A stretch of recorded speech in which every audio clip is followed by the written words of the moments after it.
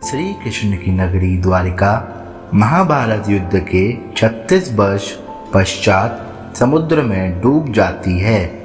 द्वारिका के समुद्र में डूबने से पूर्व श्री कृष्ण सहित सारे यादुवंशी भी मारे जाते हैं। समस्त यादुवंशी के मारे जाने और द्वारिका के समुद्र में विलीन होने के पीछे मुख्य रूप से दो घटनाएं जिम्मेदार हैं।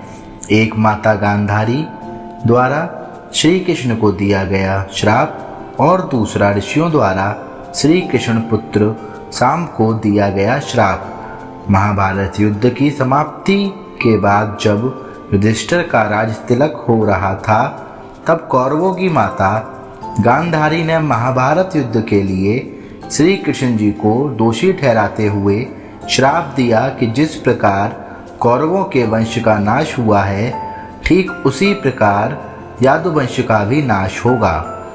महाभारत युद्ध के बाद जब 36वां वर्ष आरंभ हुआ तो तरह तरह के अपशगुन होने लगे। एक दिन महर्षि विश्वामित्र, कण्व, देवर्षि नारद आदि द्वारका आए। वहाँ यादव कुल के कुछ नवयुवकों ने उनके साथ मजाक करने का सोचा। वे श्री कृष्ण के पुत्र साम को स्त्री वेश में ऋषियों के पास ले गए और कहा कि ये स्त्री गर्भवती है, इसके गर्भ से क्या उत्पन्न होगा। ऋषियों ने जब देखा कि ये युवक हमारा अपमान कर रहे हैं तो क्रोधित होकर उन्होंने श्राप दिया कि श्री कृष्ण का यह पुत्र वृषणी और अंधकवंशी पुरुषों का नाश करने के लिए एक लोहे का मूसल उत्पन्न करेगा, जिसके द्वारा तुम जैसे क्रूर और क्रोधी लोग अपने समस्त कुल का संहार करोगे। उस मूसल के प्रभाव से केवल श्री कृष्ण व बलराम ही बच पाएंगे। श्री कृष्ण को जब यह बात पता चली तो उन्होंने कहा कि यह बात अवश्य सत्य होगी। मुनियों के श्राप के प्रभाव से दूसरे दिन ही साम ने मूसल उत्पन्न किया। जब यह बात राजा उग्रसेन को पता चली तो उन्होंने उस मूसल को चुराकर समुद्र में डलवा दिया। इसके बाद राजा उग्रसेन व श्री कृष्ण ने नगर में घोषणा करवा दी कि आज से कोई भी वृषणी व अंधकवंशी अपने घर में मदिरा तैयार नहीं करेगा। जो भी व्यक्ति छिपकर मदिरा तैयार करेगा उसे मृत्युदंड दिया जाएगा। घोषणा सुनकर द्वारका वालों ने मदिरा नहीं बनाने का निश्चय किया। इसके बाद द्वारिका में भयंकर अपशगुन होने लगे। प्रतिदिन आंधी चलने लगी। चूहे इतने बढ़ गए कि मार्गों पर मनुष्यों से ज़्यादा दिखाई देने लगे। वे रात में सोए हुए मनुष्यों के बाल और नाखून कुतरकर खा जाया करते थे। सारस उल्लू की और बकरे गीदड़ों की आवाज़ निकालने लगे। गायों के पेट से गधे, कुत्तियों के से बिलाव और नेवलियों के गर्भ से चूहे पैदा होने लगे। उस समय यादुवंशियों को पाप करते पे शर्म नहीं आती थी। जब श्री कृष्ण ने नगर में होते इन अपशगुनों को देखा तो उन्होंने सोचा कि कौरवों की माता गांधारी का श्राप सत्य होने का समय आ गया है। इन अपशगुनों को देखकर तथा पक्ष के 13 दिन अमावस्या का संयोग जानकर श्री कृष्ण काल की अवस्था पर विचार करने लगे। उन्होंने देखा कि इस समय वैसा ही योग बन रहा है जैसा महाभारत के युद्ध के समय बना था। गांधारी के श्राप को सत्य करने के उद्देश्य से श्री कृष्ण जी ने यादुवंशियों को तीर्थ यात्रा करने की आज्ञा दी। श्री कृष्ण जी की आज्ञा से सभी राजवंशी समुद्र के तट पर प्रभास तीर्थ आकर निवास करने लगे।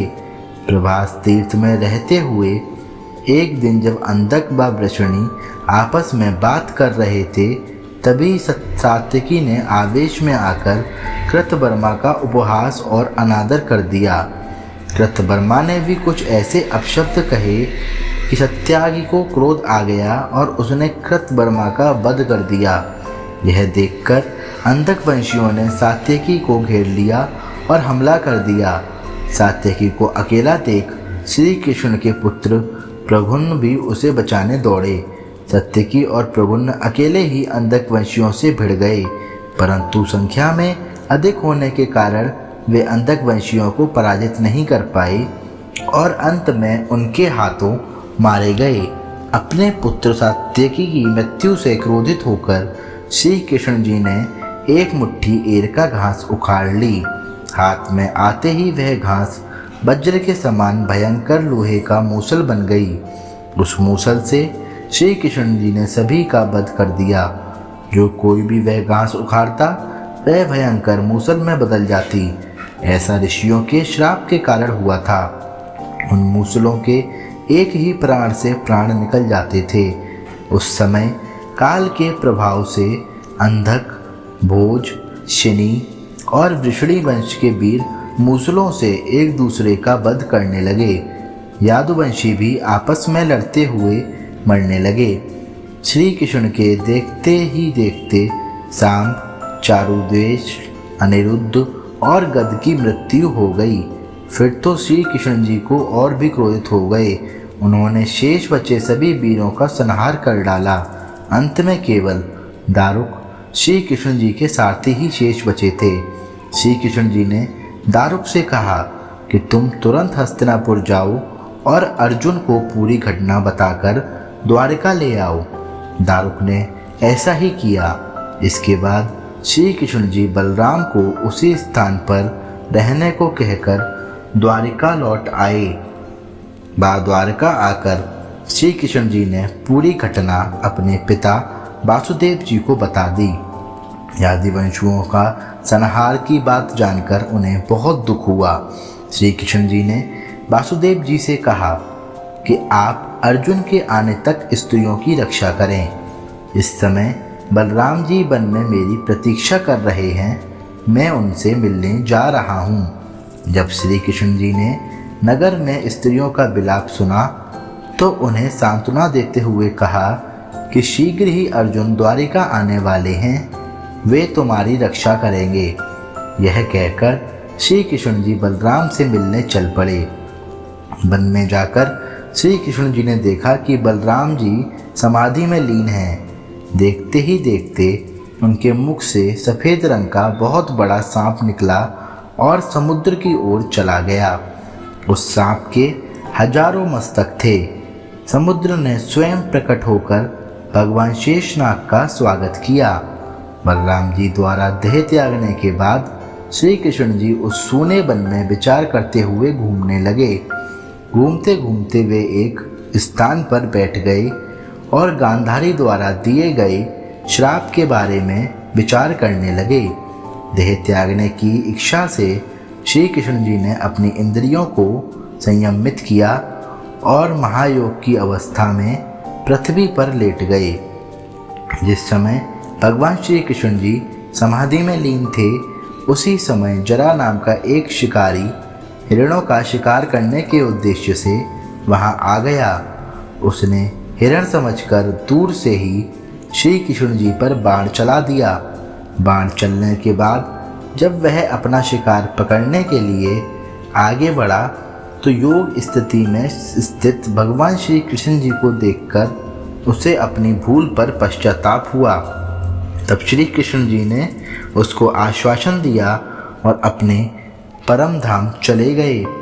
अंतरिक्ष में पहुंचने पर इंद्र, अश्विनी कुमार, रुद्र, आदित्य, वसु मुनि आदि सभी ने भगवान का स्वागत किया।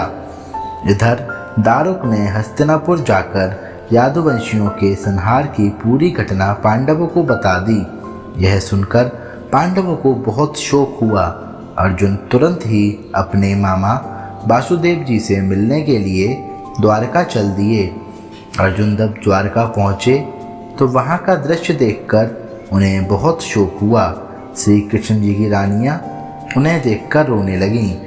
उन्हें रोता देखकर अर्जुन भी रोने लगे और श्री कृष्ण जी को याद करने लगे। इसके बाद अर्जुन वासुदेव जी से मिले।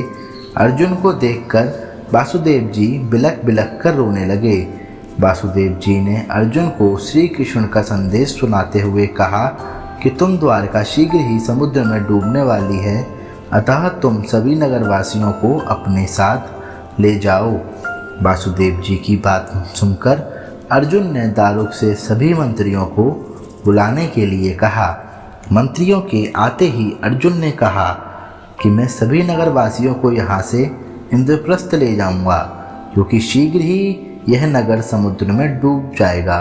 अर्जुन ने मंत्रियों से कहा कि आज से 7वें दिन सभी लोग इंद्रप्रस्थ के लिए प्रस्थान करेंगे, इसलिए आप शीघ्र ही इसके लिए तैयारियां शुरू कर दें। सभी मंत्री तुरंत अर्जुन की आज्ञा के पालन में जुट गए। अर्जुन ने वह रात श्री कृष्ण जी के महल में ही बिताई। अगली सुबह श्री कृष्ण जी के पिता वासुदेव जी ने प्राण त्याग दिए।